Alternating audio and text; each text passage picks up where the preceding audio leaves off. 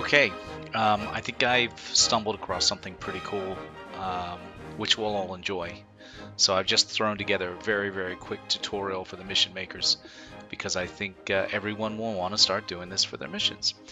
You guys may remember, some of the older members will remember that we had a period of time when we had a little script we could use to present um, our briefing using slideshows. Well, believe it or not, ACE 3 has a mod that we can do the same thing with. And it says it works in dedicated server. I haven't tested it, but I did test it enough to see how easy it is to put down, and it's actually pretty about as easy as the script was. So I'll just show you what it looks like first, and I'll show you how I put it together. So if, you can see I'm on Stratus, and if I walk up to this laptop and interact with it, you can see it tells me I've got slides, right? So if I go into slides, it'll give me the number of slides I put into the module, which I'll show you in a minute. So you saw when I was up here, we have our logo, and I can actually look at the logo or the screen and still manage this. So if I go to 1, you see it changes. Go back down to interaction, change it to 2. It goes on to the next slide. And go on to 3. And again, it goes on to the other slide. Now, this is not exact what you're seeing here because I only fiddled with it a little bit to get the actual height of the texture, and that's what I used. I used the 10 by 10 texture, which is what we were using for the screen before, um, and made sure it's facing the right way because if this thing's flipped the wrong way, you just see right through it, right? Well, I'll show you for people who've not used this before. If you turn around, it's like a little magic trick. 1 minute it's there, and the next minute it's not, right? So if you are a mission maker and you're going to use this, you need to make sure it's up against a wall so no one can go behind it.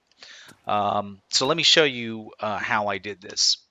And I'll put a little bit an explanation in the post underneath the video so you can see it.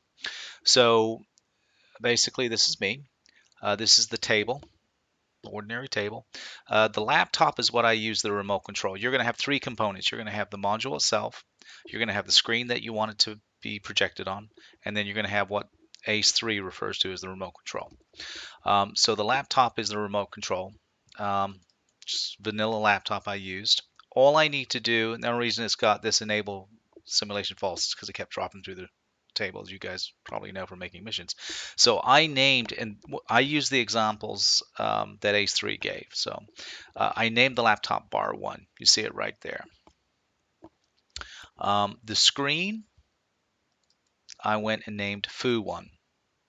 Okay, and you can see this is the 10 by 10 texture. Then finally, and this is where the magic happens, I guess, you put down a slideshow. Now, where you'll find it is under mission modules, and there's only 2 to choose from, and slideshow. And I was actually looking for something else, and I came across this, and I went back and Googled it, and saw that it's probably the most, undersold thing in the ACE pack. So the only thing that I need to change is telling it where the screen is, which is object. Okay, so object is your screen, foo 1, exactly as I had over here. Controller, my laptop, bar 1. And then finally the images. Now this is where it get a little bit cumbersome, so maybe you want to type this out in Notepad and copy and paste it. But what you're doing is you're putting the path name and the name of the image. Now you may have noticed that that was from, I think it was actually one of the last missions that Joey was mission lead on. And so I just took those just to test it real quick. So I pulled it over from that file, and it just so happened the actual folder that held the images were called the same that was given in the example, which really helped, which was images. So you put images backslash 0.jpg. That was the name of the image.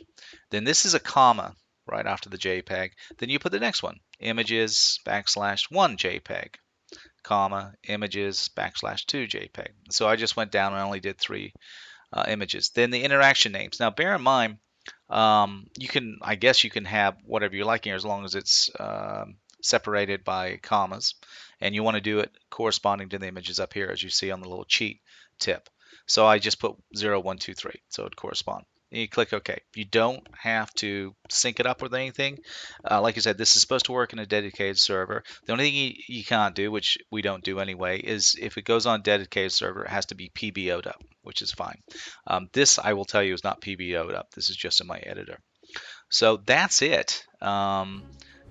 For the guys who weren't around when we did these briefings with the slideshows, not only did it add a lot more immersion, it also, you could feel that everyone was paying attention, and everyone certainly got a lot more from the briefing.